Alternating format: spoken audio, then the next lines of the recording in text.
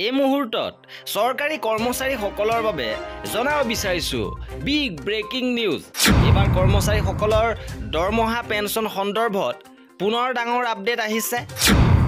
কিছু সময়ৰ পূৰ্বে পুনৰ WT মেছেজ প্ৰেৰণ কৰা হৈছে। এইবাৰ দৰমহা পেঞ্চন সন্দৰ্ভত এই গুৰুত্বপূৰ্ণ আপডেট আহিছে।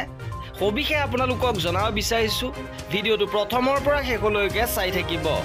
এইবাৰ কৰ্মচাৰীসকলৰ দৰমহা পেঞ্চন সন্দৰ্ভত পুনৰ WT মেছেজ প্ৰেৰণ কৰা হৈছে আৰু ফাইনেন্স আছাম দিছপুৰৰ ফালৰ পৰা সকলো ট্ৰেজাৰী অফিচাৰলৈ এই WT মেছেজটো প্ৰেৰণ কৰা হৈছে।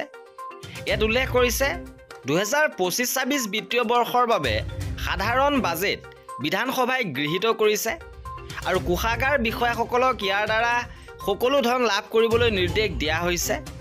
দৰমহা কমা মজুৰিৰ বাহিৰে 25-26 বিত্তীয় বৰ্ষৰ বাবে পেঞ্চন আৰু পেঞ্চনাৰী সুবিধা আৰু বিদ্যমান নিয়ম আৰু পদ্ধতি অনুসৰণ কৰাৰ পাছত পৰিশোধৰ বাবে দৰমহা কমা মজুৰি কমা পেঞ্চন আৰু পেঞ্চনাৰী লাভৰ সৈতে জড়িত বিলসমূহ 25-26 বিত্তীয় বৰ্ষৰ বাবে গ্ৰহণ কৰিবৰ বাবে কোৱা হৈছে আৰু বিলসমূহৰ পে'মেণ্ট অহা 7 এপ্ৰিলৰ পৰা কৰিবলৈ ইয়াত নিৰ্দেশনা দিয়া হৈছে।